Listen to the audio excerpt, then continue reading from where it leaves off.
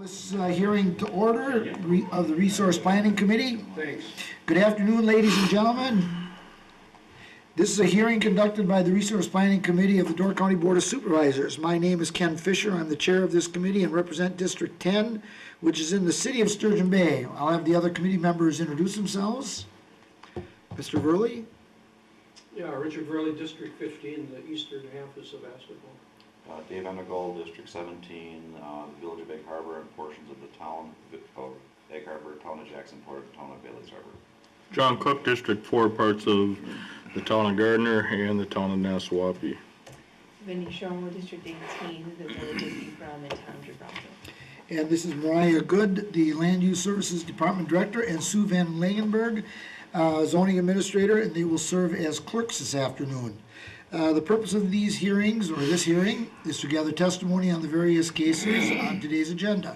You are encouraged to explain how your interests are affected, how the public is affected, and to bring out any facts pertinent to the case related to public health, safety, convenience, and general welfare.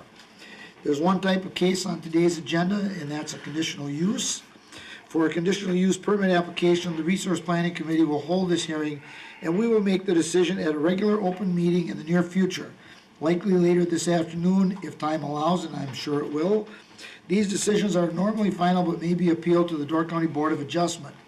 Regarding conditional use permit applications, please be advised that in its decision-making, the committee can only consider testimony that is in the form of substantial evidence defined by the state statute as facts and information other than merely personal preferences or speculation, directly pertaining to the requirements and conditions an applicant must meet to obtain a conditional use permit, and that reasonable persons would accept in support of a conclusion.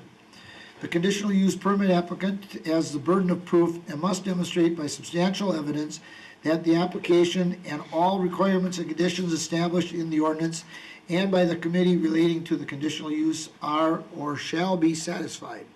If he or she does so, the committee must grant the conditional use permit.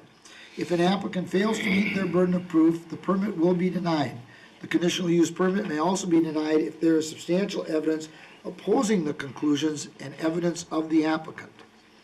The procedure which we will use this afternoon in conducting this hearing is as follows. I will read the legal notice and will then call on the clerk for an explanation of the case. Resource Planning Committee members will then report any background information they have. There will be 2 rounds of testimony from those of you in attendance. The applicant will go first, followed by others in favor. Those in opposition will speak second. Persons with only questions or concerns should speak as if they are in opposition. The second round is for purpose of rebuttal. Only those who spoke in the first round may speak in rebuttal. Because of the need to prepare a clear record of your testimony, I ask that only one person come to the table at a time.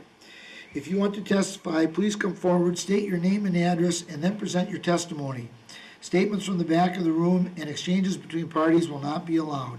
Speakers presenting repetitive or irrelevant testimony will be excused from the table. Following this afternoon's hearings, the committee will adjourn and reconvene to its regular business meeting. You may observe those proceedings but may not participate in them. Please take this opportunity to silence cell phones, pagers, and similar devices. Oh, mine already is. I'm real sorry. I'm in the middle of a meeting. I'll call you back. Yeah, bye. Shame on me. Shame on me. Let's see. Here we go. I really do apologize for that. Okay. Town of Sevastopol, Northeast Asphalt Incorporated requests a conditional use permit as required by Door County Comprehensive Zoning Ordinance Sections 2.05 sub 3A, 4.05 sub 7, and 11.04. Northeast Asphalt Incorporated proposes to establish a temporary asphalt plant within the existing non-metallic mine located at 4429 Matthew Road in Section 22, Town 28 North, Range 26 East, and in a prime agricultural or PA zoning district. Super. Looking at the air photo here, we have the 2 parcels highlighted. As you can tell, in the town of Sevastopol, it's located between Highway 42 to the west, Highway 57 7 to the south and to the east, and County P to the north. Moving to the zoning map. Thank you. As you can see, the majority of the properties surrounding these 240s are zone prime A. This part is made up of large 40s. The Institute is located to the northeast, and as you go to the southeast and east, you do have some countryside, some smaller estate lots, and then into the more smaller residential lots as well. For some of you, this isn't the first time you've heard an application such as this. We have issued several conditional use permits for this same use in 1995, 2000, 2014, and 2016. Obviously, this temporary asphalt plant is being proposed in an existing non-metallic mine. What we do within our staff reports, as you have them, we list several conditions that you may want to put on the application should you grant the conditional use permit, some of which are conditions that you have placed on previous applications or permits. I'm on page 22, and it already has up things such as specifying the time frame in which the permit is good for. Within the application, they specified that the operation would start in the beginning of April and go through the end of September of 2019. And it would be for projects that are located fully in Door County, mostly on Highway 42. But I'm sure they can give you additional information with regard to that. Moving on, in the past, you've also set time frame for which the activity can take place. In addition, copies of approvals submitted before operation, condition number 3. Condition number 4, information with regard to Department of Transportation, advice on their course of action concerning access to the highway. One condition that the town wrote within their comments and what we had issued on the conditional use permit previously was that all truck traffic related to this use be prohibited from Rip Road, so going to the highway south on Matthew or going up to County P to get in a northerly direction. Condition number 6, dust control using environmentally acceptable materials that comply with EPA standards. And then, of course, the ordinance, because this is a temporary use, removal of the equipment within 60 days of completion of the project. Unless you have questions for me, I really don't have a lot to add. I know you had the information previously, but I can turn it over to Mariah for planning considerations. All right, on page 23 is Becky's analysis from the comprehensive plan. This parcel is considered rural/agricultural, which doesn't, the description of that future land use does not address quarry operations, but like Sue has said, this is an existing operating quarry and there have been multiple previous temporary asphalt plants authorized on this property previously, so there's no concerns as far as the comprehensive plan provisions are concerned. I don't have anything else. Okay, any questions? No? Okay, with the applicant, please come forward.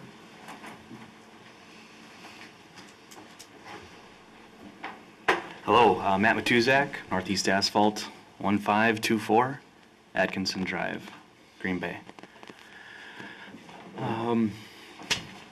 Pretty much nail it on the head as far as what we're looking for. Just want to make it known that we haven't had any complaints, especially the last few times that we've been in there. We feel like we're running a really good operation, in that sense. The hours that you have up there are still consistent with what we would like to continue to do. This particular job is a DOT job, the main reason why we're looking to get this conditional use permit, and that is going to start as early as April 1st and then finish as late as the end of September, like was mentioned. That is on Highway 42 going from Sister Bay to Gibraltar. Of course, there's a chance where if we do have any other local, projects to tie in with that, we would certainly try to do that as well. We're okay with not going on Rip Road as well. So, do you have any questions for me? Anybody? I have one. Yeah. Is the stone different there? Is that why you're using that instead of the one up in just north of Bailey's Harbor? Yeah, the stone quality is a little bit better. However, we did consider potentially going out of that site, but it ended up being almost a horse apiece numbers-wise, and just with the better nature of this site and having the success that we have, it just makes sense to do it on this one for now. Any other questions? Anybody? Are there exact dates in the application, Sue, for the beginning and end? September, 27. yeah. September 27th was the end date and April 1st. Okay. That's all. I just wanted to make sure we picked what you guys needed. And as you probably know, we do have recommendations of approval from the town of Sevastopol, from the Plan Commission and Town Board. Those meetings went well, so And you want to go in on April 1st. that's correct. Does that give you enough time to get set up and start going on the project already? We would certainly, it'd be nice to have a little bit more buffer, but I mean, that's what you're asking for. So Yeah. I'm just asking if you didn't want to get in a little bit A earlier, pinch. get set so Sure. that if the state says, hey, let's go, you're ready. yeah, I mean, if we could do maybe, we have to look out for the weight limits and things like that too, but if there's a chance, say, if you want to put like March 1st, I don't know, end of October, but if we do say March 1st, that'd be great. Does that work? Are there any restrictions for I don't- any earlier than, I believe you just have to limit. yeah. And I'm just talking about getting set. Yeah. And ready to go. So if the state says, hey, we want you, hauling on April 1st, you don't have to tell them. Right. I'm looking out for the Yeah, no, and I appreciate for the that. county too, that we want that done. From our DOT project manager, I was told April 1st should fit the scope, but I'm sure he'd be happy if we were able to put March 1st just for a little extra. Okay. Anybody have any questions on that one? Okay. Yes? Yeah, this is in my district, and I looked at the town of Sevastopol board, and their concerns is the routes that you use to move the material, County P, and of course Matthew Road, but not to use Rip Road. Does EA have any problems with those concerns? No, as I mentioned before, we're perfectly okay with that. That's worked well for us to not utilize that the last several times we've been in there, so we're okay with that again. Okay. All right. Thank you. Thank you. Anybody else wishing to speak in favor?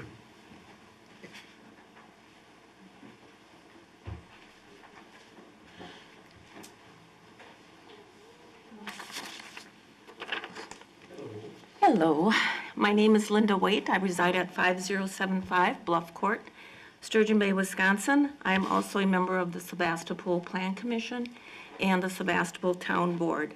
And yes, you do have a recommendation in your packet. I just wanted to reiterate some of the points that were brought up at our Plan Commission and Board meeting. And Linda is a county board supervisor like the rest of us, so that's on record. Yes. Won't give you any extra standing, but just so that that's out there. Well, don't give me any extra flack either. So. No, I won't go against you either. It is such a Don't hold that contentious against item.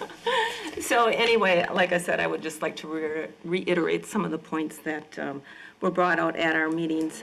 Mr. Matuzek, along with two other gentlemen, appeared at both our Plan Commission meeting and our Town Board meeting. It was unanimous at both the Plan Commission and the Town Board to recommend approval of their request to establish the temporary hot mix plant. And based on these main points, that they were going to utilize an existing, well-established quarry, so there was no disruption to any other piece of property. The quarry's already there. the platform's already there. So it's a good location. Also, they have been good neighbors. We actually had a neighbor appear at our Plan Commission meeting, and he had absolutely no complaints. He actually complimented Northeast for their considerations. The staff report, we really appreciated all the conditions and standards that were set out in that, and to the best of my knowledge, Northeast has always abided by those conditions that are set forth by your planning and zoning department.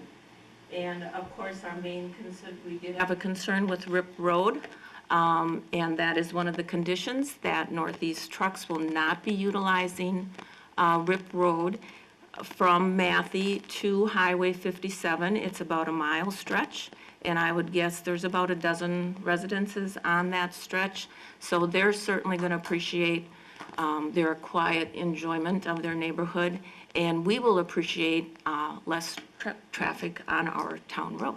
So that's that. Okay? Questions? Thank you. All right. Would you mind if we decide to let them do it, that we let them go in before April 1st and stay longer than September?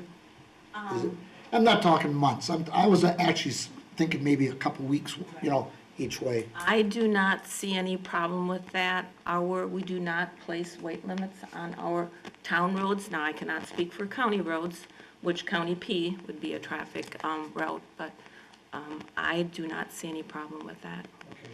So, welcome. Anybody else wishing to speak in favor? Anybody else wishing to speak in favor? Normally I ask 3 times, but 2 should be enough. There's nobody else here. Were there any other letters other than what was in the packet in favor? No letters. So then we'll go to those against, and there's nobody here, but I'll ask, is there anybody wishing to speak against the conditional use permit? Is there anybody wishing to speak against the conditional use permit? Okay, it should be noted, and it's on camera, that there's nobody here in opposition. No letters in opposition. No letters. Okay. And I will ask you, you had nobody in opposition at your town and planning meetings? Correct. We need to add in their meeting, nobody's told. Okay, then there's no need for a rebuttal. We'll close the hearing and we will adjourn. Unless anybody has another question, any question? Okay, then we'll go into our regular scheduled business meeting. Verification of proper notice and posting procedures. Everything was up to snuff. It should be noted that all 5 members are present, and I will entertain a motion to adopt the agenda. Second. Okay, all those in favor of the motion on the floor signify by saying aye. Aye. Opposed? Okay, no public comment, no correspondence. Read and act on minutes of November 1st, 2018. Motion by Mr. Verley, seconded by Ms. Schommel. Any questions, comments, corrections, additions to those minutes? If not, all those in favor signify by saying aye. Aye, opposed. Zoning matters. Conditional use permit application, Northeast Asphalt. I'll make a motion to approve the conditional use permit with the conditions added from page 22 from the staff report. Second that. Okay, would you, for the dates? I should have I have said it up on the screen. opening date of April March 1st with a close date by the end of September. Is it the end of September or is it I'm October? sorry, end of October you're looking for. Does that work? Yeah. Does that work for everybody? Just add page 23, because it goes on to 23. 22, so yeah, 22. Yes. Yep. Okay, if there's nothing else on that, Just a curiosity. Yep. Because of what I have to deal with in one of my towns, we've had a large issue of trucks tracking material on and off the roads. We oversee that. The county makes sure that's not an issue. Our department doesn't really, I don't think we've ever had. Not that I think there's ever been an issue with this particular site, but right now I've got some major issues in some of my towns, and I don't even recall any issues with that in Bailey's Harbor, and I live close to Right. where that one is. Okay. That's sometimes placed on conditions for land disturbance application? Yes. Yeah, 'cause this is- There's like dirt being. Right, this is all dry material, rock-based, so I just was curious. Okay. So, just to clarify on the dates, because the way the staff report is worded, it Oh, says yeah. the dates between which the temporary asphalt plant may operate are, so we're saying Yeah, March 1 that's- to 10/31? Right. Okay. Right. All right. So somebody had talked about just setup, but it doesn't. Well, that's what I was It doesn't talking sound like about. anybody is gonna, well, and there might still be snow, there might be snow on the ground in April. Sure, It sure. could also be 80 degrees in April. We've had those also, so. Yeah, I just wanted to cover that if the state wants it done, and I'm sure we all do here Faster. in the county, that they're ready to do on April 1st if the weather allows. And we're good at that, so if there's nothing else, all those in favor of the motion on the floor signify by saying aye. Aye, opposed, okay. So you have your conditional use permit. Thank you. Yep, thank you. And now, 6.2, review current Door County comprehensive zoning regulations regarding single-family residences, accessory structures with living quarters, accessory residences, multiple occupancy developments, secondary dwelling units, bed and breakfast establishments, and boarding houses. Okay, so this topic is one that came up several months ago when we had to make amendments to our ordinance with regard to secondary dwelling units. If you'll recall, the state has changed the state law with regard to short-term rentals and what a municipality can or can't do as far as restrictions on those short-term rentals. And basically what the state law says is that you have to allow people to rent out any sleeping place, and that's the phrase they use, in 1 week increments. So it could be a bedroom in a house, it could be your secondary dwelling unit, it could be whatever it is that you have has a sleeping place in it. So the text amendment that we had to do a couple of months ago was related to secondary dwelling units and living quarters and accessory buildings, which are two different things, and I can get into some of the ordinance pages in a minute. But secondary dwelling units are in conjunction always with a single-family residence. We've had the allowance for a secondary dwelling unit in the ordinance for about 6 years, and when it was put into the ordinance, the Resource Planning Committee and the County Board wanted those to be for non-transient housing. We wanted them to be caretakers or mother-in-law apartments or maybe employees living there. And then now that state law has kind of thrown that into flux because now we have to allow those secondary dwelling units to be rented out in 1 week increments. When we made those amendments to secondary dwelling units, we also had to look at accessory structures that have living quarters. Now, an accessory structure could be your garage, it could be a barn, a big outbuilding that you've got on your property, a shed, whatever it is. And historically, we didn't allow any living quarters in those types of buildings. Now, our ordinance has a very broad, and I know a definition that Dave hates of living quarters, but it basically said if you're doing kind of any day-to-day activity, then that counts as living quarters. So we were running into a lot of problems with people wanting, man caves where they just had like a TV room, or she sheds is the new phrase that's out there now that they're redone for whatever it is that women are stereotypically supposed to be doing.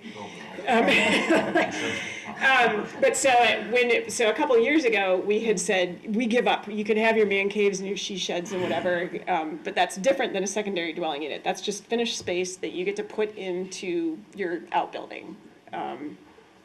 But with the new change in this state law, we then had to say, okay, you can still have your man cave and your she shed and your finished room above your garage that's got your pool table and your TV or whatever in it, but we didn't want to, and you agreed to allow sleeping places in those anymore because we don't want those to get rented out on a transient basis because there might not be a bathroom, there might not be plumbing, there might not be electricity. So those are the text amendments that we had to do a couple months ago, and everybody was thoroughly confused. So there's the reason this list of topics is even longer is because all of this stuff intertwines. So let's go to page. As a reminder, when it comes to these secondary dwelling spaces that are not part of the primary, There aren't that many actually permitted No. so far. Right. I should say there are not that many people that came in and actually got permits to do that. So it's a fairly low use of that section of the ordinance. To do what? Secondary dwelling units. So we've allowed those secondary dwelling units since I think it's 2010 or 11. And when the text amendments were put in place this summer, we had authorized less than 20 in 6-7 years. Very low use ordinance. Correct, yeah. Okay, for me, when it says a secondary dwelling unit, when I hear dwelling unit, I'm not gonna dwell in a building without a bathroom. Right. I'm not gonna dwell in one without a kitchen, okay? So, just to have a bed in a four-walled room isn't a dwelling unit to me, Right. I mean, it doesn't have to be palatial, but it has to have, rudimentary amenities. It has to have, at least a functional running water, hot, cold running water in a kitchen area with a stove refrigerator. It has to have a bathroom with at least a shower, and hot and cold running water, you know what I'm saying? Yep. It can't. And that's exactly what we require for a secondary dwelling unit. You have to have a place to sleep, you have to have a kitchen, and you have to have a bathroom. Okay. So secondary. the state Yeah, so mandatory. Okay. secondary dwelling units, you have to have that. What you don't have to have, so I went back to the agenda, if you look at the list in 6.2, and let's just run through this quick to give you an I don't want to idea. interrupt while you're explaining that's okay, that, but I'll- but so then my take on it is what is in the standards for a secondary dwelling. Correct.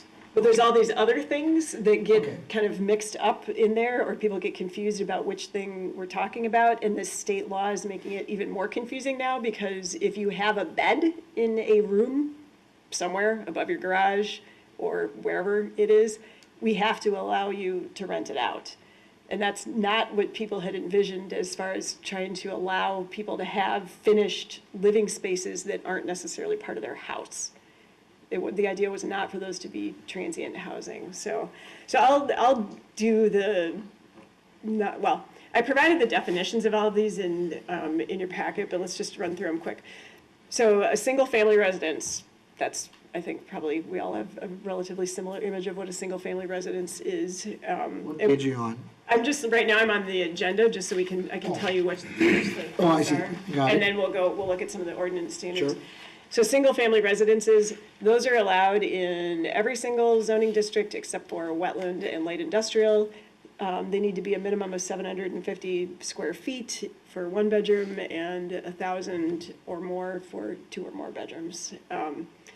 Accessory structures with living quarters. Now an accessory structure is a structure that is accessory, as you might guess, to whatever the principal use is that's on the building, that's on the lot.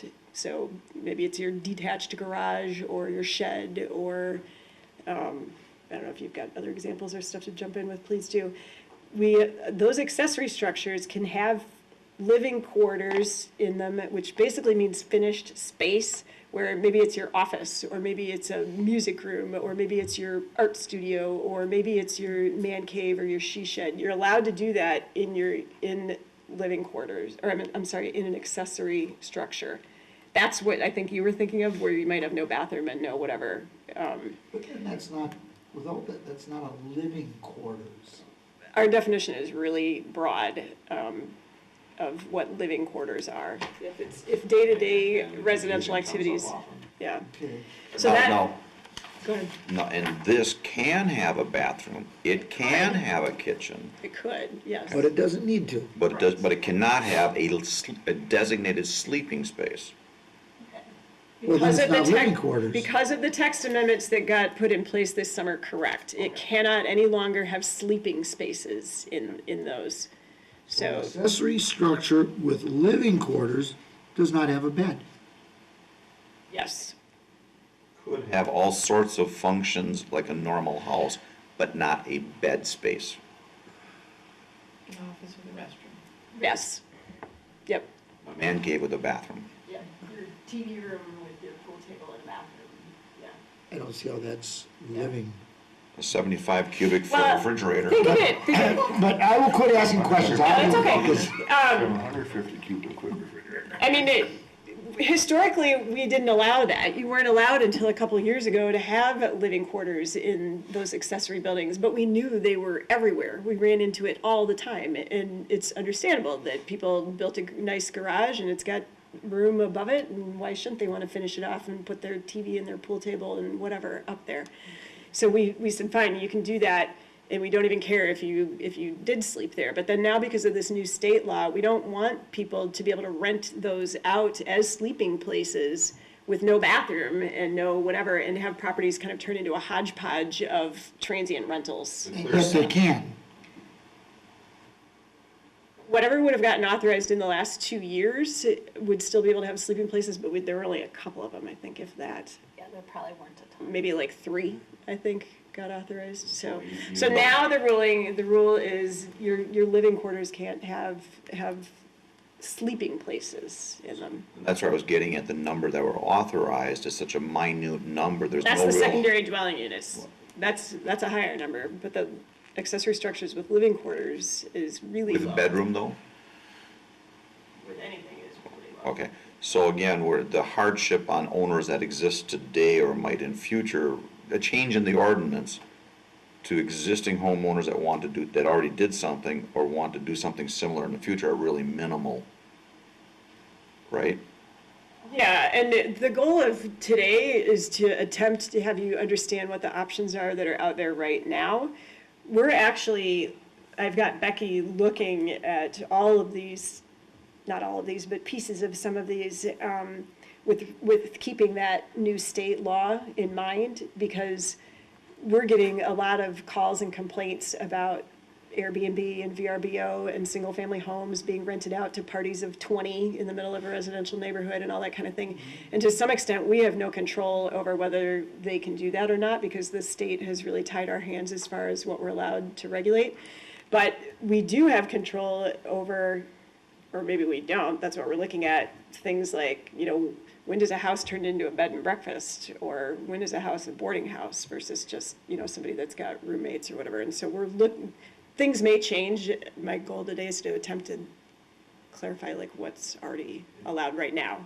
And one of the complications is when the house does get rented out to 20 individuals, the septic system was not designed for that. If it's an on-site system, the parking was not designed Noise for and that. sanitary are the things that we are hearing about from, not that the neighbors are noticing anything happening to a septic system, but they're questioning, is it really meant for 20 people to be living in this house? A lot of houses on holding tanks and 1,200 gallons of water over the weekend with 20 people, not gonna take it.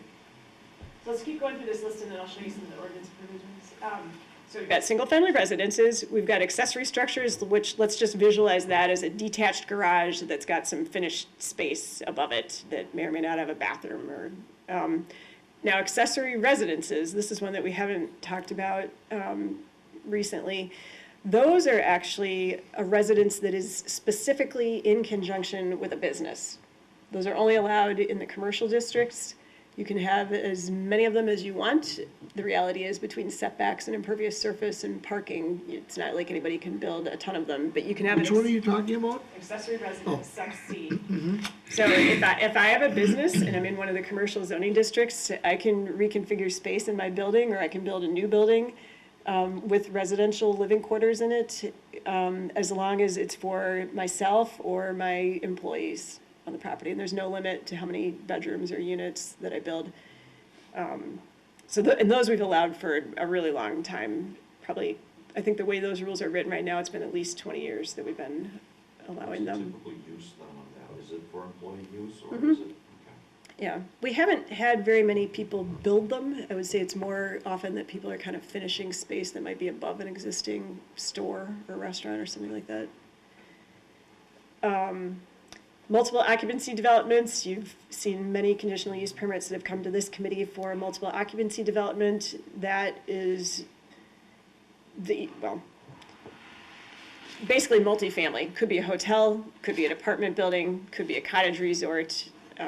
things along those lines where you've Could got be a family, separate. like we had the one in the south where it was a family that owned multiple buildings. Yep, it could be one owner, it could be, there's a variety of things. And multiple occupancy developments, each unit doesn't have to have a kitchen and a bathroom, depending on the configuration. Like if it's a hotel, maybe it's just got a bathroom. If it's a larger multifamily apartment building, then obviously each unit has its own kitchen and bathroom. But those are all regulated as multiple occupancy developments. Secondary dwelling units, we've already talked about a little bit. Those are in conjunction with a single-family residence, fully functional as its own separate dwelling unit. Bed and breakfasts, we haven't talked about before. We have a couple of different standards in the ordinance depending on which zoning district you're in, but that is basically a owner-occupied residence, and they're renting out some of their rooms to people on a transient basis. Depending, It actually spells it out completely. yeah, as what it can be. depending on how many units it is and what districts it's in, it may or may not have to come to you for a conditional use permit. There may be requirements about how old the house needs to be, but that's basically what a bed and breakfast is. And then boarding houses, and again, that's where somebody's renting out rooms our ordinance isn't very clear. This might be one thing that we're gonna wanna look at, but on a somewhat, I don't wanna say transient, but sporadic basis. But let's look at some of the, Question for you on there, on that list. on the boarding, okay? Why is duplex missing? Well, let's go now to page 27 in your ordinance. And I certainly didn't expect you to read all this carefully, so I hope you weren't up super late last night, but No, you did. it's gripping reading. So these are all the zoning districts we have on page 27. And then if you go down one page, this is what we refer to as the table of principal uses in our zoning ordinance. And the only pages that I provided are the residential use pages. So when you look at this chart at the top are all the zoning districts, the acronyms for each of the zoning districts, or the abbreviations, I should say. Residential uses, we do have residential uses that are not on that list that we just looked at, like Dave pointed out, like duplexes. There's no more. Yeah, duplexes are right here.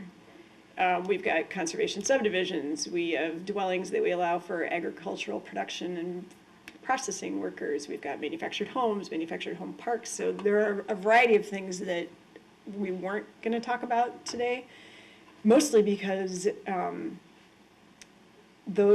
the way we authorize those and define those and regulate those isn't really being thrown into flux as much as those other items because of this new state law.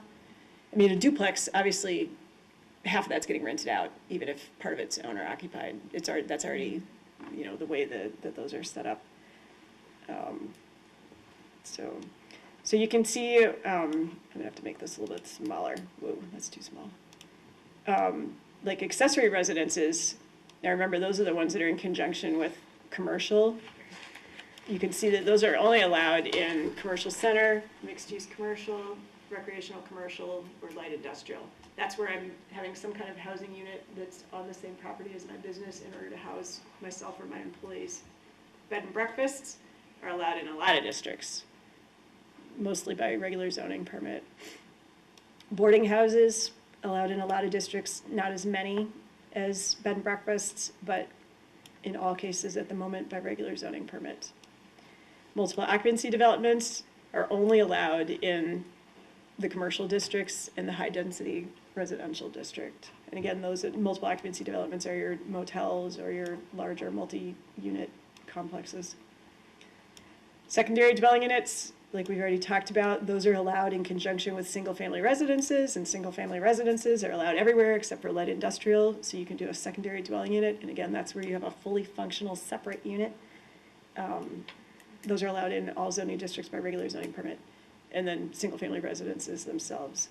So that gives you an idea of which ones are allowed where. Now we can get a little bit, and I'm not going to go through all of this in exhaustive detail. I just kind of want to point out the different sections of the ordinance that come into play, and then you can ask questions as we go along, or if you need something to reference later, you'll have it. So on the bottom of page 30, onto page 31 of your packet are the floor area requirements that we have in our ordinance. So this is where it tells us that other than for multiple occupancy developments, and then the sub numbers below, the one that I'm reading off of, for all dwelling units in all districts, the minimum area needs to be 750 square feet if you've got a unit that has 2 bedrooms or less. So I misspoke earlier, I said 1 bedroom. So 750 square feet if you've got 2 or less bedrooms, 1,000 square feet if you've got more than 3 bedrooms. So when someone wants to build a new single-family home, those are the standards that we have to apply. For the accessory residences, and again, those are the ones that are in conjunction with your business, where you're trying to provide some sort of living quarters for your dwelling unit, I should say, for your staff, then we allow units as small as 300 square feet for efficiency or 1 bedroom, 400 for 2 bedroom, and 500 for 3 or more bedrooms. Question for you. Yep, The word efficiency, is that used throughout the rest of the ordinance? that might be the only place that we use it. That became a very antiquated title at the state years ago. Do they use it studio? Well, I think No, not at all. actually, you can see that we amended that 18 years ago. I was gonna say 20, but that's when the last amendment that we made to that section was quite a while ago, so I'm not sure. I think it was like, at some point in time, the state, when efficiency was used, was, cost of living efficiency.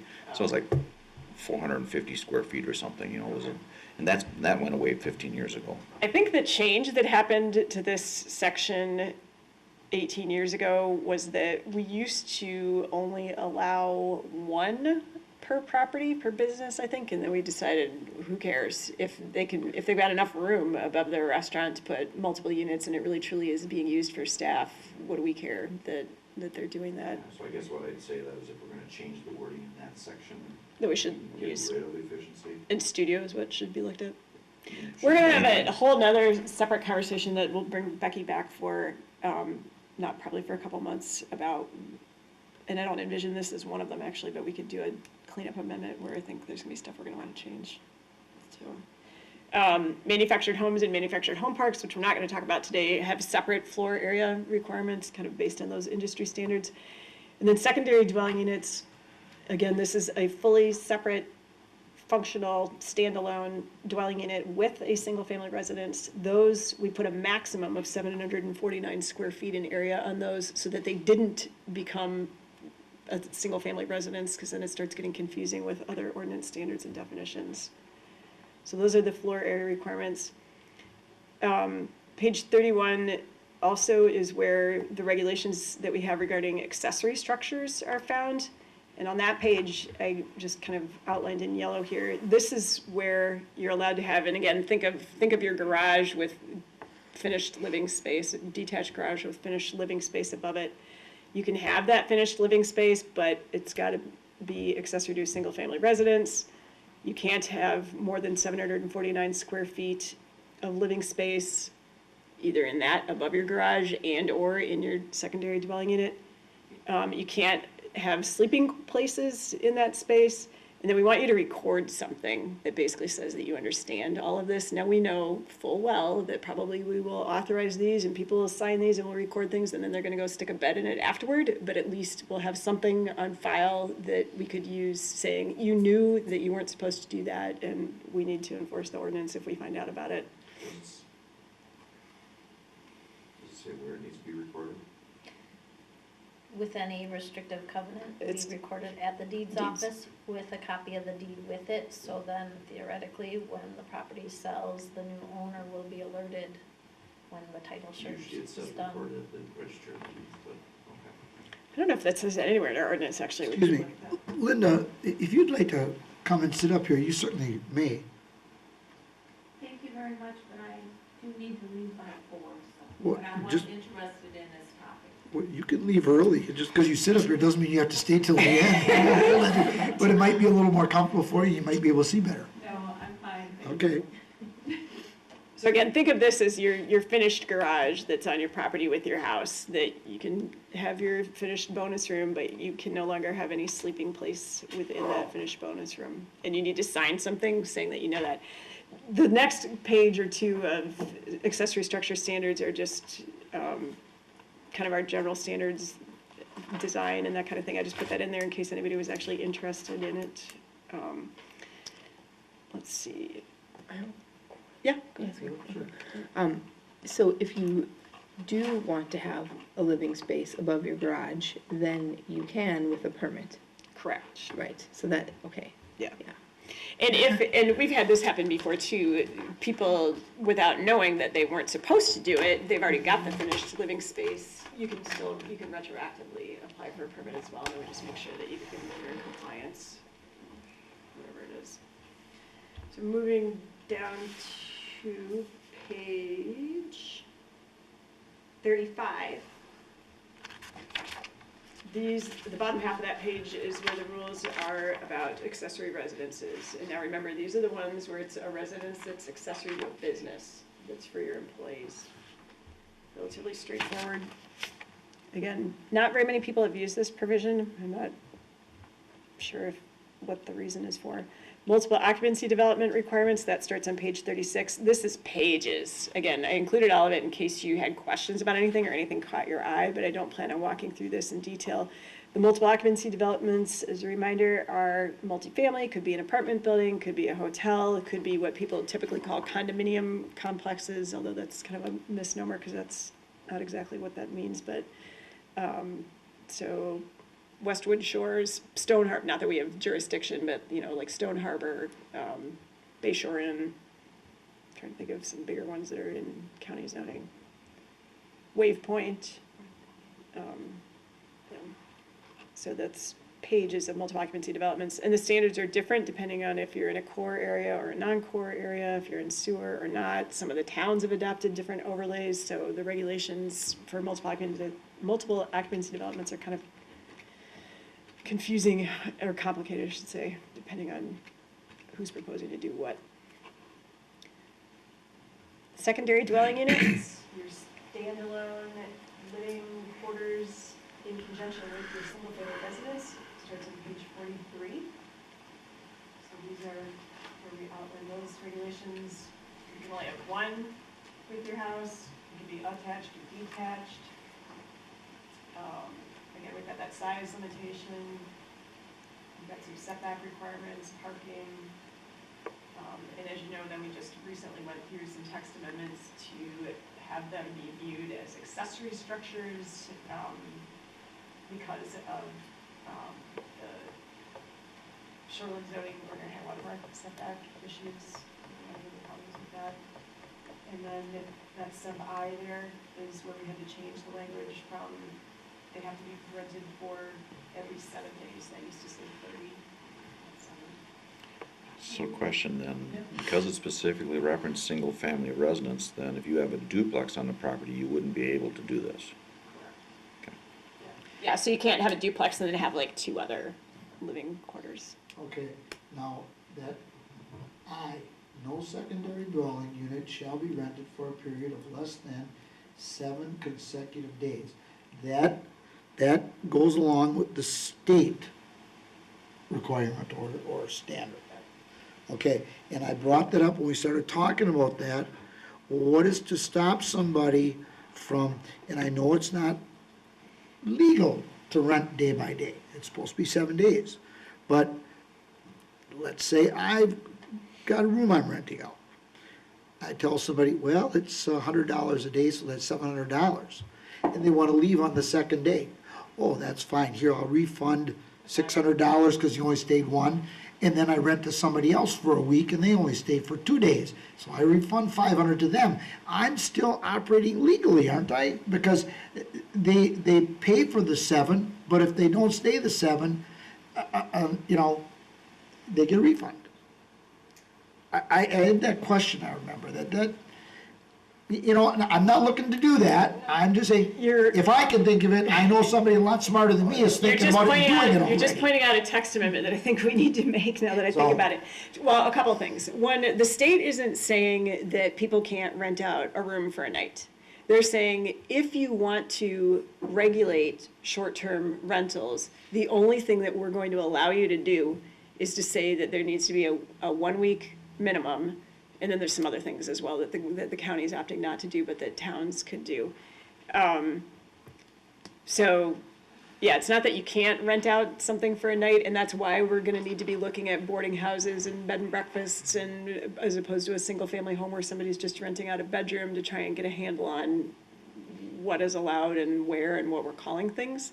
With this particular provision, let's say we authorize somebody as a secondary dwelling unit, and then, yeah, they go ahead and advertise on Airbnb or wherever they advertise that they rent it out for a week, and then the person calls them up and says, I really only want it for 3 days, and then they do it for 3 days, and then they turn around and do it for somebody else within that same week.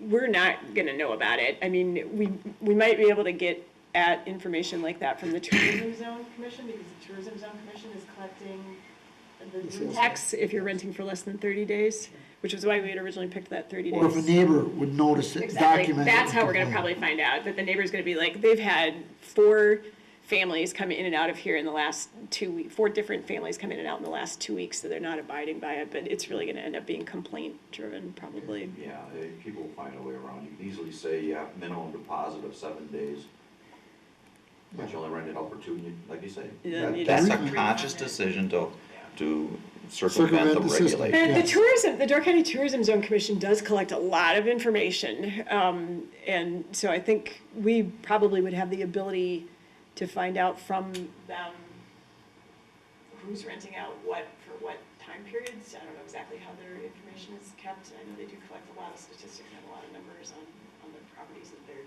dealing with, but yeah, we won't know. Just like, even when we had this as 30 days, we had somebody that blatantly was advertising on Airbnb that you could rent their secondary dwelling unit out by the night. The way we found out about that was neighbors calling us about it, so. I had one years ago, it was not a duplex, and 3 separate times I had to shut them down. And every time they were advertising on Craigslist. Oh, It was a single-family home with a basement unit as a rental, and it broke so many regulations. He just kept putting it back on Craigslist 6 months later. And again, somebody called and told me. Yeah, I mean, we can't be combing through Airbnb or VRBO. No. There's hundreds of them in Door County that are out there. But the Tourism Zone Commission does go through them, so they find out who's renting things on a transient basis to be able to Of course, collect they their might tax. not care as long as they're getting the tax dollar. No, but like I said, we could find out, like, we could get information from them and try and cross-reference that, depending on how they collect their information with permits that we've authorized, just to see if anybody's violating in our free time. Yeah, sure. I'm trying to figure out, do we have a goal with this with Airbnb and VRBO as far as, and maybe you can't answer a goal, but like kind of defining like, I mean, you see things like 1 room for Airbnb in a 5-bedroom house, so is that 5 Airbnb rentals? Yeah. mean, it's kind of, That's exactly what. that's how the whole country is, so Yeah. I don't know how different we could be than the whole country. That's kind of why we're looking Yeah. at the bed and breakfasts and the boarding houses Okay. and all those other things, because I'm not quite sure how we're gonna get a handle on all of that. Yeah. My guess is that, that some of the towns might decide to start doing more than the county opted to do. The way that, and I didn't bring a copy of the state law with me, but the way that new state law is written, so for short-term rentals, you can, whether it's a county, a city, a village, or a town, you can say, okay, we want, let's say tourist rooming houses, because that's what you have to get authorized as. You have to get authorized as a tourist rooming house in order to do these rentals, I believe, under the state. Does that sound right to you, Dave? Because this doesn't apply to hotels or things like that. It's if I'm gonna start renting out my house or a piece of my house or something else. You get your state tourist rooming license. I just completely lost my train of thought. Well, Actually, the way it should be at over 7 days, it doesn't need to have any of that, you're simply renting your house. right, okay. Now I just remembered where I was going. Okay, so the state says you can regulate short-term tourist rooming house, and they do call it tourist rooming house rentals. You can regulate them, but all you can do is require that they be rented for 7 days at a time. You can limit the number of days within a 365-day period. Not within a calendar year, but within a 365-day period. And you can limit it to 180 is the lowest you can go. There's one other thing, do you remember? But each property could have a different time Well, right, calendar. right, and that, So it yeah. would be Okay. insane. Linda has a question. If I could interject, I did research that at our town level as well, because we've had complaints in our town. And yes, a municipality, there is a draft ordinance out there that a municipality could adopt, where that unit of government, like Mariah said, tourist rooming houses, they would have to apply and receive a license or permit from the town. The town could require them to have sanitary and fire and building inspections, you know, on an annual basis or whatever. They also could require that they have designated parking areas. For instance, I can think of 2 occasions in our town where they're parking on a road and it's not really a safe parking area. And I think there were like 10 or 12 various conditions that a municipality could adopt.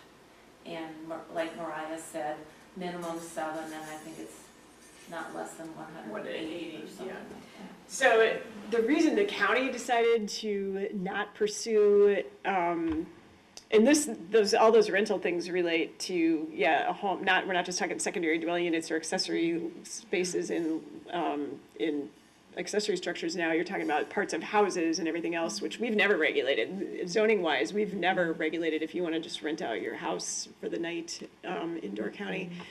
So it would be a monumental undertaking for the county to start trying to track whatever it is that we might want to do. Plus, we assumed, I think probably correctly, that most of the towns would not necessarily agree about what they wanted to do. Some of these towns might think it's great and that they're going to get now this extra room tax revenue if people are renting out things, and so, you know, have at it. And some towns might want to restrict it more. So at this point, all we've done is just change the secondary dwelling unit provision to say 7 days, and to get rid of the sleeping place option in your, you know, finished garage space.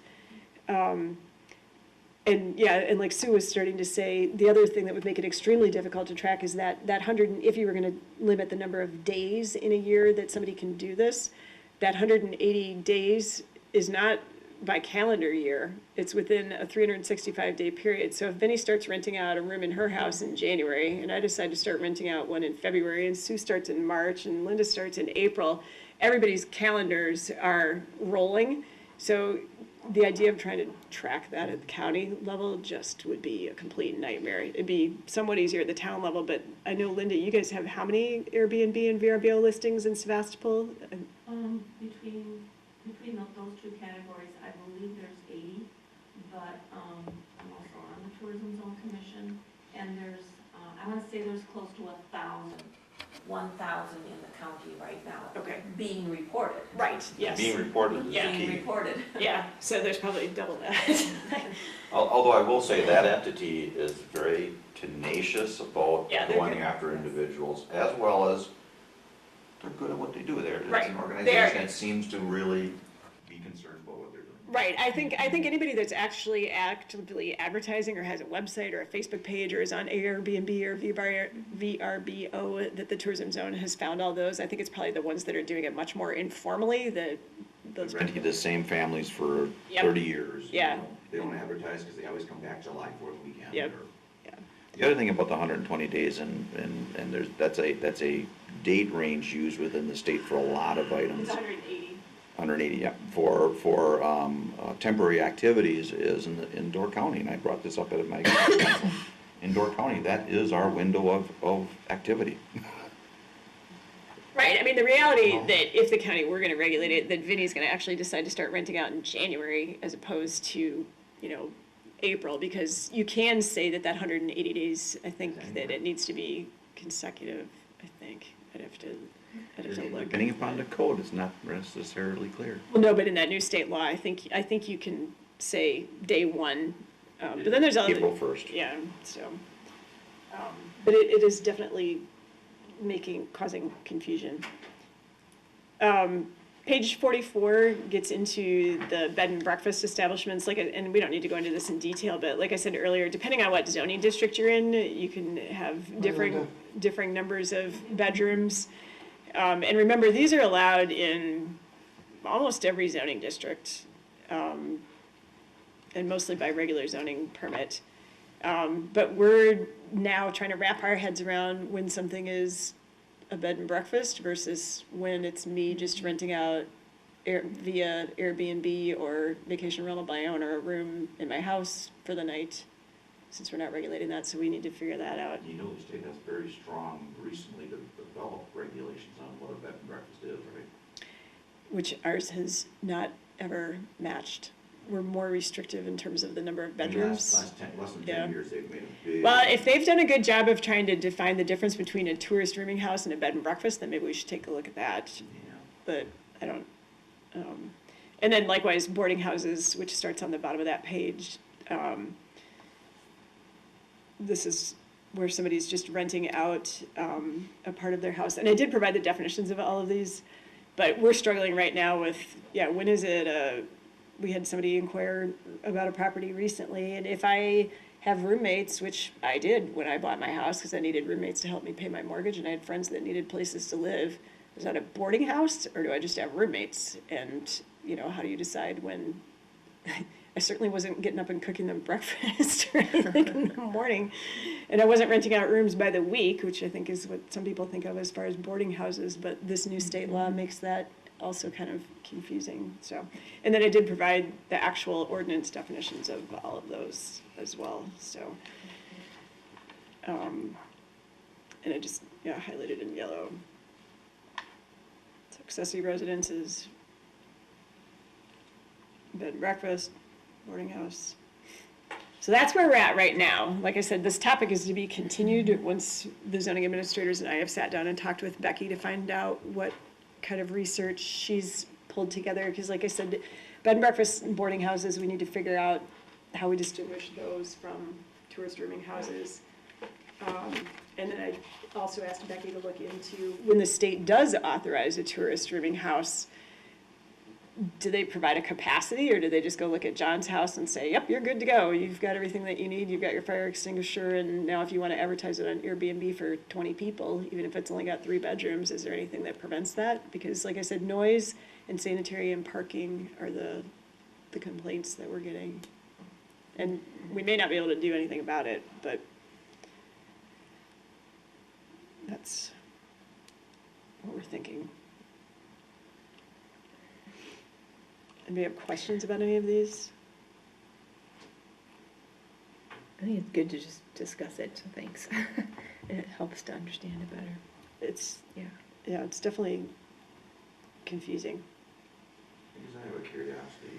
Due to the rock, maybe back 20 years ago when my house was built, holding tanks were extremely common. The sanitary requirements have since changed tremendously, where you have 6 inches and still have a variation of the mound system. Mm-hmm. When my system was put in, it had to be 24 inches or more, I had 25, so. What percentage of the buildings in the northern part of the county probably still have holding tanks? I'd have to have John or Chris answer that, Yeah, unless you that's- know. I kind of figured you may not have any. Yeah, I mean, They've done a lot of surveys of that. yeah, I was gonna say, I Yeah. know we have records of all of them because they've done the countywide sanitary survey, which took almost 20 years, and they looked at each and every system in the entire county. Yeah, they can provide a list. Yeah. And I know that it's also on John and Chris's to-do list in the next couple of years to go back and look at all the steel tanks, because I think those are the ones that are likely to fail, or more likely to fail because of our limestone and everything else, but I don't know what the number is. But it is, for newer systems, we almost never hear about holding tanks anymore, because if you've got, like you said, even a couple inches of soil. I guess what I was getting at is I remember hearing how people had this party over Memorial Weekend, Labor Day weekend, 4th of July weekend, where they did not know how deep their tank was. Next thing you know, they have all these guests up, and on Sunday, there's water coming out of the tank, you know? Yeah. Swimming. So you can imagine that these rental places, they're not paying attention to that anymore either. We actually have quite a few holding tanks on smaller lots along Sure. you don't Yeah. have space Yeah. because you just don't have the space. Clark's Lake was one of them that had a lot of. They are grandfathered lots, Right. essentially. Well, feel free to ask us any questions along the way about any of this, or if anybody that you're talking to has questions, you can have them call us and we'll attempt to explain what's going on. And like I said, in the next couple of months, we'll come back and talk about some of these things further with that new state law in mind, to see if we need to fix anything. Because we definitely have people that are concerned about their single, like, think of the single family 20,000 or single family 30,000, or maybe even also the small estate zoning districts where people really thought they were literally buying into a residential neighborhood. And now if you've got everybody renting out their house and their secondary dwelling unit, and whatever else going on, I think we might look at maybe secondary dwelling units aren't allowed in those single-family districts anymore, or maybe you have to have a larger lot in order to put a secondary dwelling unit on your property or something like that. Because right now, they're allowed on any lot of any size, as long as you can fit it on there. So, but that'll be a later date that we'll talk about that. Okay, so we're done with 6.2 right now? Yep. Let's move on. Is that okay with everybody? Yeah. We all understand this perfectly, right? We don't, we all have. Absolutely. Even staff, we have to get our ordinances out and look at the definitions and the intertwined stuff to figure out, like, if somebody has something that's already built, we'll be like, okay, what is this? And you have to figure out, like, Yeah, I got that before when you said this is confusing to us, and I thought, yeah. well, you're the staff, you work with this all the time. If it's confusing to you, how do you think we are? Now, Dave is in the business, so he might understand this, and Vinny has some kind of background in it. Through somewhat. But the reality But is the rest that of us- there isn't a cookie-cutter world. You may No. look at this, and I've had builders come in, homeowners say, well, so-and-so right next door did it, and says, well, yeah, but there's this, and this that's different, and it's bizarre how often you go back into your codes, and you realize, no, I guess in this case you can't do it because of this weird little Right. issue. So basically, it's a work in progress. Yep. All right, well, let's move on from that work to 7, progress update on floodplain regulation matters. So we haven't talked about these items for a while. We have basically 3 different floodplain things going on, at least for the last several years. One, the audit, FEMA and DNR auditing our floodplain program. Don't have a lot to update. At this point in time, there's 9 properties or 9 projects where they had additional questions. So we're pulling together all that information to provide that to them. If we come up with any situation that is out of compliance, which we may have 1 or 2, then we need to propose to DNR and FEMA how to fix these situations. In which case they'll review our proposal and let us know if it's okay or not. So we may have 1 or 2 out of actually quite a few. How many? Their original list that they sent us, we looked at this, remember, we had a chart months ago that we had like red, yellow, and green on it, and there were probably like 24 maybe, I think. Right, but we probably sent them. Yeah, some of it was, we had just never, the property owner had just never filed the proper paperwork with us afterward, verifying the elevations of the home, and so that was relatively easy to fix, but Sue said there's 8 or 9 out there now that a couple of them might not be fixable as far as bringing into compliance, because, And their whole, yeah. I mean, they're I not- certainly don't want to tell somebody that built their house in the 90s that they now need to jack it up 6 inches, but. But they would have followed the rules of the 90s. not necessarily. Okay. So in any case, not a lot to report on that aspect. The Great Lakes Coastal Study that FEMA has been working on since 2012. It feels like forever. We had in January a floodplain informational meeting in the Peninsula Room. We have done a second round of comments to them. We received those back in midsummer, and we have since put together a new map, sent that out to the town of Sturgeon Bay where we had some issues. In fact, here's an air photo of that. Do you remember on Lake Forest Park Road, we had some VE zones covering up some brand new large houses. We pointed that out to FEMA and said, why is this taking place? Because nowhere else in the county do we see this. And it turns out that they had made an error in their mapping, so they now corrected that.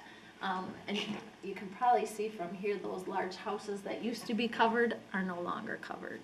So their website doesn't show this, but they have provided that to us, and we've since given that to the town. And those property owners are really happy. Much happy, yeah. Their insurance wouldn't have changed yet because the map hasn't been officially Correct, accepted. yeah. Not until the maps are effective.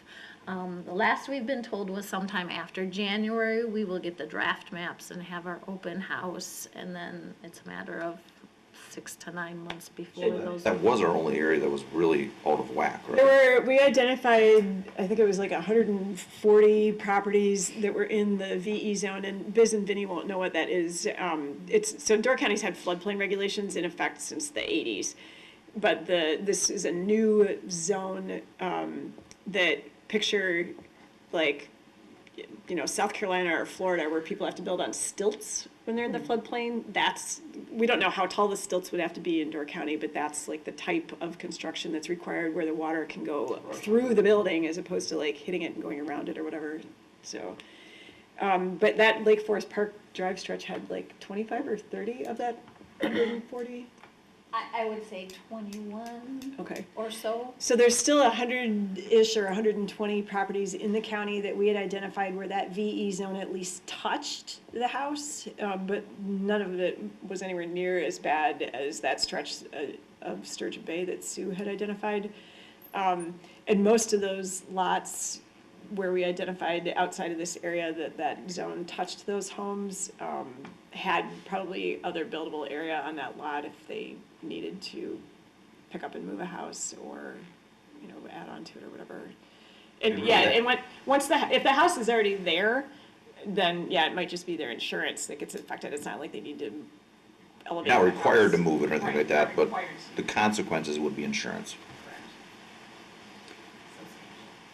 Yes, So- very expensive In a insurance. case like that, their insurance, they couldn't just get standard homeowners insurance. They'd have to get flood insurance. And if they have a mortgage. Yeah, anytime your property is in the floodplain and you have a mortgage, the federal government mandates Dictates. those mortgage companies to make you have flood insurance. So if you don't get it willingly, they will provide it for you. If you pay cash for your house, and then you just choose on your homeowner's insurance to not worry about it flooding, then you don't have to have it. But yeah, if you've got a mortgage, you have to have it. Okay. And not only, most private companies do not offer flood insurance. The federal government is often the only place you can buy it from because it's a risk, so nobody else wants to do it. Basically, if a private organization refuses to offer it, it's probably a good sign there's a problem. Yes. And actually, that partially subsidizes the FEMA direction. Lloyd's of London, I know, will offer it. Lloyd's of London will. They offer it. Sure. There's a couple of them that are. And this is all wave run-up, right? In theory, the potential for the wave run-up being an issue for those particular locations. Right, so the study that Sue said that really has been going on for, I think, 6 years at this point, was an attempt for them to modernize, the studies that have been done for the Great Lakes. They're not just picking on Door County, it's all 5 Great Lakes, taking into account storm surges, wind action, and that kind of thing, because no one had done modeling that involved that before. But it's obviously not going very smoothly because I think we were supposed to be done this whole process several years ago at this point. The good news is the floodplain that we do regulate currently, we are seeing elevations go down and areas much less. In their draft affected. maps. Yeah, in the draft maps, so hopefully we'll. So some people are gonna have their insurance go down, which will be good. Right. Or go away, I guess. Eliminated, Yep.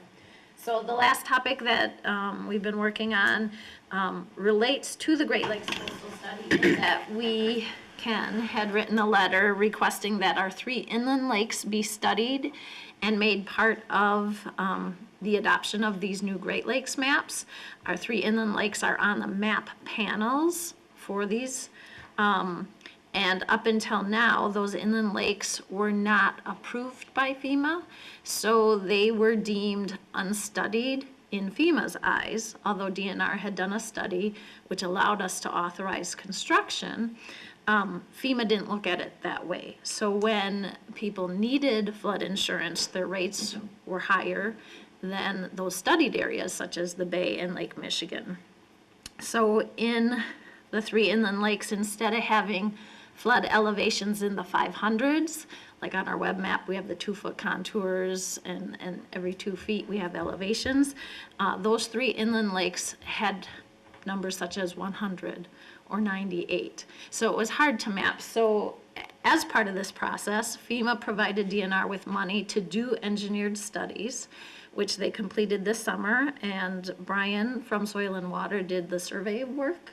So that was helpful in reducing costs. So we now have, or will soon, have new elevations in those lakes, and they will be called AE zones, so known elevations with FEMA approving the maps. So that should help on insurance rates for those homeowners. One thing that, and I have some maps, one thing that the engineer took into consideration, and you might not be able to see it from there, is they included surrounding wetlands along the streams to such that the elevations would not increase that much. Flood storage areas, we don't have any maps right now with flood storage areas. What is it, flood storage? Areas such as wetlands that can hold flood waters as opposed to rushing off and making flood waters raise faster. So they, within their study, they incorporated these lower wetland areas as flood study or storage areas, which help to keep the elevations for those lakes similar to what we had been regulating, because that was a concern of ours. We didn't want to see structures that we had just authorized be out of compliance. So in any case, this is a picture of Clark Lake and what it's representing, and you won't, if you want to come up later, the red is showing the existing floodplain, and the green hatching on top of it is showing the proposed. So you'll see a reduction along Clark Lake in much of the areas here. The only place on this part of the map that you see an increase is along the southern portion right here. Much of the mapped areas, again, are the wetlands. And just to move forward, this is the highway. You can see we still have a reduction along the stream moving north. And again, the areas where we have more floodplain along these areas are wetlands, so hopefully we shouldn't have impact on. Again, less area. Right here you can see a distinct line. This is into Jacksonport. They had stopped the study, the DNR had previously, and that's still wetlands moving forward, so that provided for better engineering as far as that is concerned. So with Clark Lake, just to give you a reference, the elevations have gone up 4/10 of a foot on Clark Lake, but again, hopefully the property owners will have better insurance rates, and the maps will be better. We'll be able to utilize the 2-foot contours and 1-foot contours in the future for that study. I wonder why the reason the rates should go down on insurance is simply because it's been mapped. Right, Correct. it'll have been mapped correctly. The other thing is people looking for properties, they look at the floodplain maps currently, and it's a big broad brush like you'll see in this area. It's gonna be more precise, so it's not gonna overestimate the floodplain. So that'll be nice as well. So then this is Kangaroo. But on Clark Lake, isn't the water level completely controlled by the dam? It is, so they had to take that into consideration and the stops that they can remove.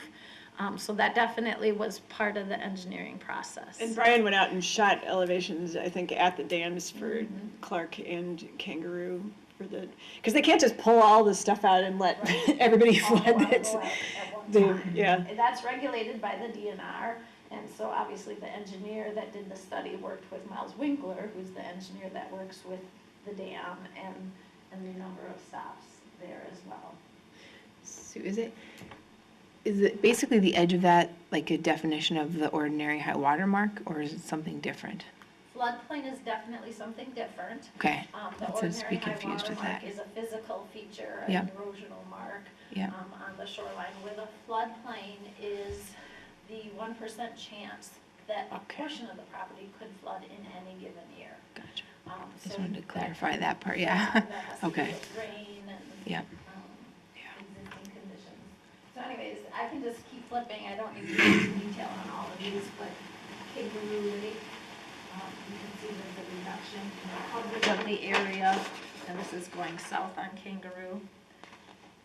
Similar. It's actually, given the aerial view size, that's actually a substantial amount of land. You got lots along the west side there that are now half unburied. Yeah, All of we went over these this with a lots- fine tooth comb, and I should say Sue has spent an insane amount of time on floodplain matters in the last like 5 years, so she deserves a huge round of applause because I think it would have driven all the rest of us insane. But yeah, we've looked at like each and every inch of all of these lakes, and like she said, she worked really hard with the engineer to try and make sure that, because they ran the study like 3 different ways, wanting to know like which one we wanted, and as she said, our goal was to have the elevations not be too different from what we had been regulating, and to have like as little property as possible be in the floodplain. So. Yeah, so if you look on this West Kangaroo Lake Road, properties were entirely mapped as floodplain, and now it basically goes to the ordinary high on that shoreline, so those owners, I'm sure, will be happy. Europe Lake visually, there's not a lot of change. There's actually a little bit more mapped now, but again, a lot of it is just wetland, which you can't build on anyways. And in Europe Lake, that actually went down 1.5 feet. I mean, yeah. So in any case, I have numbers if you want to look, but Tom Haight had printed out several of these maps, so I thought I'd give you guys a chance to look at them if you wish. And then, like Sue said, supposedly this Great Lakes study is going to be done, well, they're going to give us what they call the preliminary flood insurance rate maps, January-ish, and it will incorporate these 3 inland lakes now, so everything will all be on one layer and one everything else. And then after they've provided those maps to us, there's an appeal time period, which is pretty short. We're not going to have anything to appeal. I don't think any property owners are going to have anything to appeal. You'd have to hire an engineer to go out and show that their study was somehow wrong. And then we have about 6 months or so to adopt the new maps and the new ordinance language, which they give us, so. And we haven't seen the ordinance language, so we really can't say with much certainty what those new regulations will be, other than they've told us if properties are in the V zone, they will be building on stilts. But hopefully there's enough land on those properties outside the V zone, so. And so when this happens and these map gets approved at the FEMA level, if you want a reduction in your insurance, you have to go to your insurance company and say they're not gonna just automatically change it. I don't know how that works. I'm not sure exactly how that works. When we adopted in, was it 2009, we were not aware that every mortgage or lender was gonna go through every single policy and recheck things, because as zoning administrators, we were bombarded with phone calls about people freaking out, that they just got notified they needed insurance, so They may not do it in the reverse. Yeah, will they do it in reverse? I don't know. Because they're gonna lose money in policies now. They might not be as diligent. Right, so I don't know how it's gonna work this. Glad we got this done. This is something that is a resident value. Yeah, and it didn't cost us, I mean, like I said, it's taken a ton of Sue's time, and Brian Forrest has put in some time on this project as well, but we didn't have to like go looking for any actual grant money or levy dollars or anything like that to do this, and it's gonna help a lot of people with properties on those lakes. Yeah. And you did a great job. Yeah. I know you sat up with the crayon box all night. I have nice straight lines too. Okay, any questions on those? Otherwise, we'll move on to number 8. All right. Consider resolution implementing changes to some of the department's zoning and sanitary permit fees. So the resolution itself, page 54, which reads pretty much like any fee resolution that we've had in recent years. If you'll recall, a couple of years ago, when we split the shoreland ordinance from the comprehensive ordinance, I'm on page 55, we said at that time that we were going to come back and look at the just straight $100 fee that we were charging for shoreland permits to see how that was going. We're about a year behind, but there have been a couple other things that came up as well. So what we're looking at doing for the zoning fees, because right now, if you're in one of the comprehensively zoned towns, and your project is in the shoreland area, you're paying both fees. And then sometimes you may also need like a mitigation permit or something like that. So you've got a lot of applications and a lot of money floating around. If you're in the shoreland-only towns, you pay $100 fee, even if you're building a rinky-dink shed that's 990 feet from the water, because that's where we have to be administering the shoreline zoning ordinance. So what we're looking at doing, and the red crosshatched is what we would be getting rid of, the red text that's not crosshatched is what we would be adding. We would be looking at, for a non-waterfront lot project that's only requiring a shoreline zoning permit, that would still be a $100 fee. So you're saying a lot that is not touching the Bay of Green Bay? Or the Lake Michigan, or, Okay, yeah, so yeah. in the case of that is Bay Shore Drive, the lot on the west side of Bay Shore Drive would, the lot on the opposite side for the exact same 12 by 12 shed that they want to put on it. Well, okay, so, and I skipped something that I should have pointed out.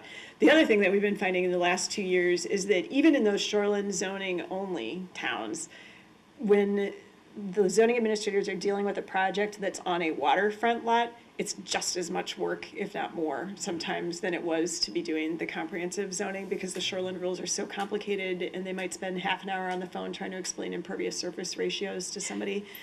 So what we're proposing to do is, if you're in a town where you only need a shoreline zoning permit and you're not on the water, that would be $100 still. If you have a waterfront lot that requires a shoreline zoning permit, or if you are a comprehensive zoning permit that's not on the water, or if you're on the water and you need both, then you're just gonna pay one fee. And that would be, we're gonna do that by the square footage levels that we've had in place since 2009, I believe, is when we adopted that. So it's going to end up saving money for the folks that are in comprehensive zoning. It's going to end up costing more money for the folks that are waterfront lots in shoreline zoning, but it'll be more representative of the staff time and effort and everything else that's going into the actual issuance of that permit. So that's the basic difference with a lot of these. We also found that we separated out filling and grading, or also called land disturbance permits, because when we were doing those by square footage, they were almost always ending up in that $500 category. And that just seemed excessive for a lot of them. So we're talking about lowering that one to $250. Conservation subdivisions, we're proposing lowering that from 500 to 150, because it's really just a land division. It does involve extra paperwork and effort on the time of the zoning administrator, but we feel it's an option where we'd like people to be using that more. That's where you can get kind of extra lots or residences if you're setting aside open space. Variances and conditional use permits right now are 450. We're proposing that be 500. Permit revisions and renewals, we're proposing just 100. A lot of the times we're ending up in that $100 category right now anyway. We're proposing that appeals and map and or text petitions be increased somewhat significantly. Appeals, partly because we feel like it should be taken a little bit more seriously, and people should put more thought into it before they appeal either a decision of yours or the zoning administrator, and not appeal just because they want to hold up somebody's project. Because we have had one that's been kind of in those categories this year for sure, and some also in the past. Zoning map and text amendment petitions. Well, sometimes both of those are more difficult than the original is. Right. The Yeah, effort that your department has to go through can be it is a pretty. lot of work on our end. Like the appeal of the campground that happened earlier this year, that was 3 nights worth of Board of Adjustment, 14 hours of testimony and meeting time, and now that one's gotten appealed to court, so we had to pay somebody, well, we could have done it, but we chose to pay somebody to do a transcript of those 14 hours as well. So that $750 for an appeal, if it goes to court, doesn't even make a dent in what we spent anyway. And then, like I said, zoning petition map and or text amendments are also a lot of work. And we, again, feel like they should be taken relatively seriously by applicants that are undergoing them. And like I said, this is what we're proposing. You can decide you don't want to do anything today. You can decide you want to do this. You can tell us you want to change some of these before you send it to county board or whatever. Land divisions, we're proposing for, I guess we looked at the state average. I should say we looked at state numbers for a bunch of these.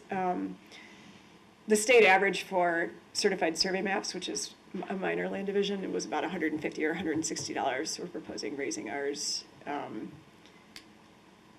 then I think that's the only other. What's the reason for I'm assuming that the red base fee was simply because it was intended to be there, but got forgotten. That is because if you go back up to, maybe. Well, I'm just saying, the 500 is black, the plus 5 or lot building is black. I think that was just for clarification Like I purposes. say, it should have been there, Yeah. it just wasn't, okay.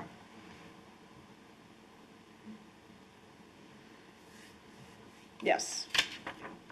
And then the last one that spilled onto the next page, address signs and posts and installations. So I don't know what year we started charging a fee, but by the time we started charging a fee, we probably already had like 16,000 signs that had been installed by the county when the county took over the program in 2000, 2001.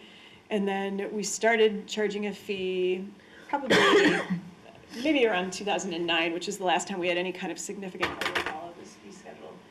And we were charging $40 and called it a one-time fee. What we're finding now is that those signs that went in early on, so say in like 2001, if you're on a state highway, well, there's a couple of things. If you're on a state highway and or your sign faces south, I feel like there's one other thing. Some of those are illegible. Like there's some stretches of road right now that you'll drive along and you cannot read the sign. Those green facades that are on there are completely faded to white. So now we're looking at pretty significant expense in terms of having to replace a lot of those. And we do have a reserve fund for the addressing program, but I calculated it out and we have we don't even have a tenth of the amount of money that we would need to replace all those signs. So our thought was that we should increase the price of the initial addressing sign when somebody comes to us and applies for an address to $75, and then say that anytime a replacement is needed after that, whether it's their fault or not, that it's a $25 replacement. So they do seem to be lasting, let's say 15 to 20-ish years. And we talked to the manufacturer as well because we thought that was kind of crazy that these many were going bad already, and they said no, that's about the lifespan that they envision is somewhere between 10 and 20 years, depending on whether, whether there's salt or snow or things being thrown against it or sun or whatever. So This might be a weird question, but does the fire department check those or somebody? Because that's like who needs them. yeah, I mean, no. When we had not that they'd pay for them, but just like Yeah. would a landowner care that it's worn out and want to pay $25, or would they just leave it? when we had a staff Yeah. person who only worked on the addressing program, he did drive around and look at every single sign every year. But now it's just if one of the zoning administrators or sanitarians is out or a staff member and notices. And what we've talked about doing is there's a couple stretches. I'm trying to think where. I can't remember where the places are that it's really bad, where there's a pretty long section that we thought we would try and tackle first. But that is an issue that we need to figure out, like, how we're going to go about letting people know that we're replacing your sign and you're paying us $25. Yeah, it's not like, you can't really. Yeah, because maybe they'll say, we don't care, Yeah. but it's not optional. Yeah. I mean, we need, Right. EMS needs to be able to find Yeah. you. And, Yeah. Both of those numbers include installation, right? Correct. Again, Yeah, so we put the post in, we put the sign up. We've recently started contracting with the highway department to make our signs instead of going through Lang Enterprises, who we had used for a number of years. It's not really any cheaper to use the highway department, but we can order one sign at a time if we want to. Whereas with Lang, we would wait until we had 25 or 50 because then we got a significant discount and they would all come shipped at once. This time, now we don't need shipping, we just go get them. And then the other nice thing is that, so it's a lot faster, and that means that we're not putting temporary signs up because we used to have a staff person go put the post in and put temporary signs up, and then when the permanent sign came, we would have to go replace that. So now you've only got one staff person visit going out there, so that's nice. Oh, I had my temporary one in Carlsruhe for probably 10 years. From us? Really? Tell someone they, You were never it's home. not the block hardware anymore. You were never home. I don't know why that would be. Well, now we're much faster, there's no temporary. It doesn't matter to me, it was still there. I just thought that's the way you were doing them. Well, and who knows, those black and white block ones might last longer than the green ones. Yeah. Does anybody have any questions about anything or disagree with any of these or want more of an explanation about any of them? People need to understand that it costs money to do things, and almost every fee that you have associated with a function is less than the real cost. It's just appropriate. Were people charged before this? For the addressing signs? We've been charging $40 per addressing sign for probably, I want to say 9 years. I'd have to go back and look at it. Taxes, or? No, they just come in and now we've got it set up like it's an application. So when they come in and ask for an address, they have to fill out information and then they pay us $40 and yeah. We haven't, I don't know that we've really had anybody complain about the $40. I suppose somebody may complain about the $75 or the $25 for a replacement that they didn't ask for, but in the grand scheme of things, I mean, if you want, It's a nice service. yeah, you want the police or fire department to be able to find you. Well, like everything else, it's gotta be covered in, increasing costs of materials, time, and labor. Okay, let's go to page 57. All right, so this is the sanitary fees, which I've just been becoming familiar with as well. So if you look, it actually makes more sense to start at the bottom of the page first. So the holding tank plan review for 1 and 2 family residences, the reason that's cross-hatched out there is just because I moved it to the top half of the page. Sanitary survey requests per site. According to John and Chris, this was when they were doing the sanitary survey, you could pay a little bit extra to have your property bumped up in line in terms of when it got reviewed. If somebody was concerned about their system and your town wasn't on the list until next year or whatever, you could pay a little bit extra. So we don't need that fee anymore because the sanitary survey is done. Plan review of mound soil absorption systems. This never happened. They never got the certification or the permission from Department of Commerce to do this, so we don't need that fee. So those still go to the state in Door County too? Yep.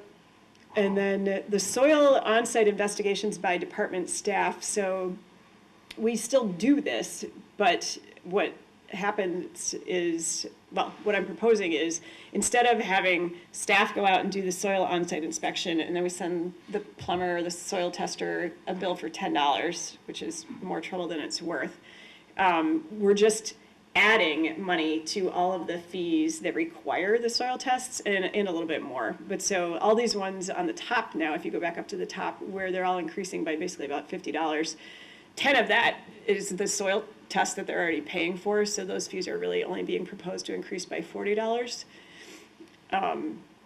And then some of these, I just tried to make a number that seemed a little bit more So each logical. of those you did the soil test anyways, so Right. why line item it? And it was just a pain, like, so this is gonna save our Lois on staff a bunch of time because she's not gonna be trying to track down $10 from people for.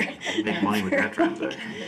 So they'll just get one bill. They'll get a bill for $350 instead of one bill for 10 and one bill for 300. So that's being proposed. And these also have not been increased since 2009, as well as the last time the sanitary fees were reviewed. Can we put a date on when you actually do the report? Yep. Can you put a date at each one of the categories last updated? On the actual permit fee, so you can see, people can see that the permit, the actual fee schedule? Yeah. Can you put a date on it when it was last updated? Do you mean like, look at the bottom of page 56? We usually do that. Is that what you mean? We put the date and the resolution number? I'm sorry. Yeah. And I always put it, or I've started last couple, yeah, and this one, again, we would do, and this is when I thought we were gonna do this at the last county board meeting. So yeah, I'll put the resolution number on this one. I guess I left it off of that as well. And it'll be obviously December, not November. Or when are you guys meeting at the end? November, or December, what was it? I'll figure it out. It's okay. I just didn't know if you were doing another one. 18th, That's, I think is what I'm In reading in my in head. the resolution itself, that'll go to county board with this, if you're gonna forward it to them. I put the previous resolutions that it's superseding, so 2009-28 was the last resolution that related to increasing any of the sanitary fees. 2016-61 is our fee. We haven't done anything major to the zoning fees in the last couple of years. It's just that we had to add the shoreline permit and the mitigation permit.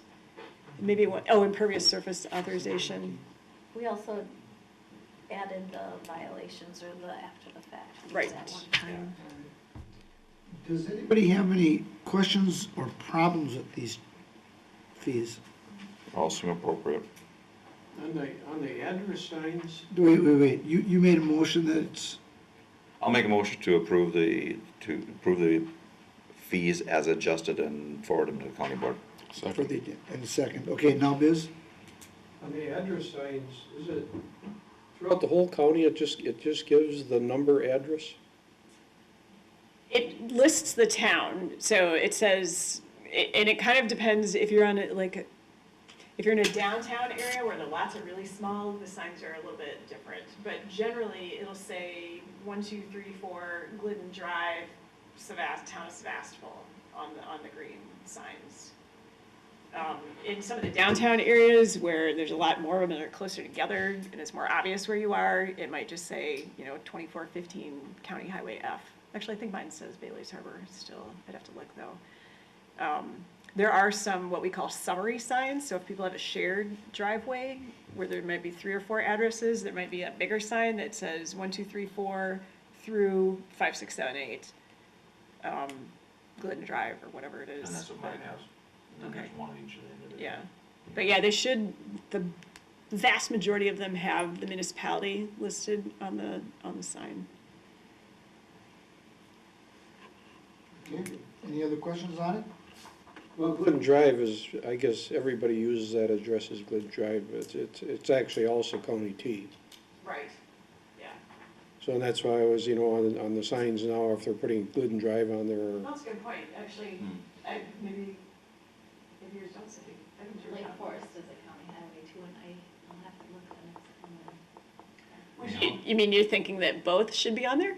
Or, well, and we can talk about that separately too. And maybe the ordinance addresses that as well. Yeah. I think we're gonna change the name of that after the highway department fixes the road. They're gonna call it Straight Lane. Oh, they're gonna chop down all the trees and. Are you This is gonna recording be that? up there. Oh, yeah, that's a good. I was thinking the same Now you're thing. getting people really fired up. Sue's turning their phone off. Just as they thought the meeting was gonna get boring. Yeah, Yeah. well, pavement-wise, they actually, they just paved it this year, but pavement-wise, they actually widened it a little bit. So, not consistently everywhere, but where they could, 12 inches on each side of the road. Where if it were a town road and the town was paying for it, it probably would not have happened because it probably took a lot more blacktop, but it's a county trunk road. And the addressing I does do in those kind of situations is always the name of the road, not the county road.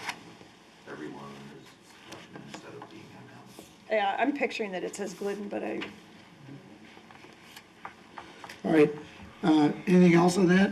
Otherwise, all those in favor of the motion on the floor signify by saying aye. Aye. Aye, opposed?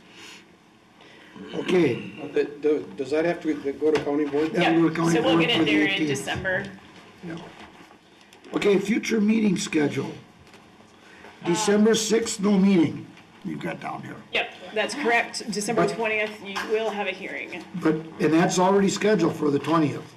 It'll go out the end of this month. Do we have a quorum? I guess we should ask. Who's all gonna, I'll be here December 20th. I believe I will. I believe I will be also. Probably at 3 o'clock? That's one of the questions we have for you. Yeah, do you want it at 3 o'clock? Because we haven't submitted the notice yet, so we can. Dave, It's still beneficial to me, then leave it at 3 o'clock. despite the fact that I missed the first 2, 3 o'clock meetings. No, the first one.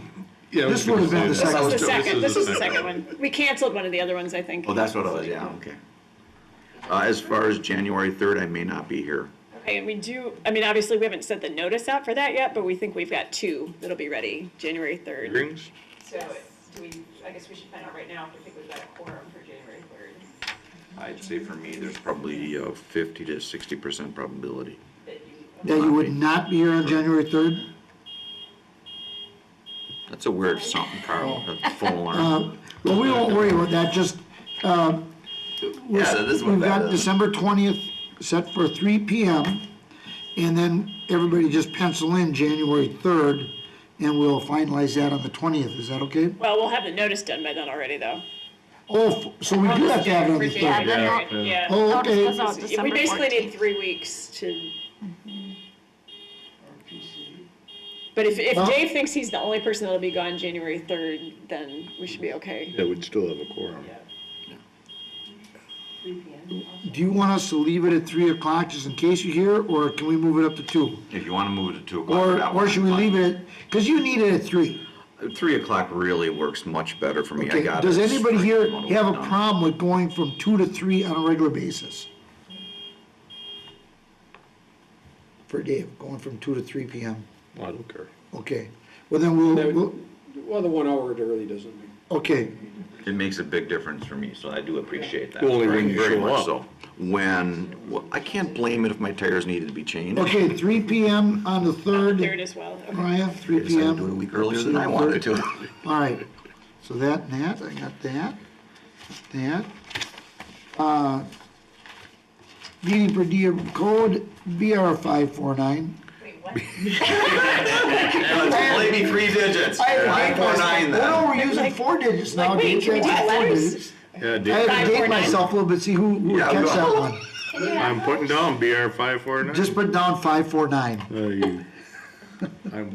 I couldn't figure out my That's tablet fine. didn't have the software. I was like, oh, it's my 549. personal one. 549? 549. BR 549. Unless there's anything else, I will Motion to adjourn. entertain a motion to adjourn. Second. All those in favor signify by saying aye. Aye. Aye, and we are adjourned.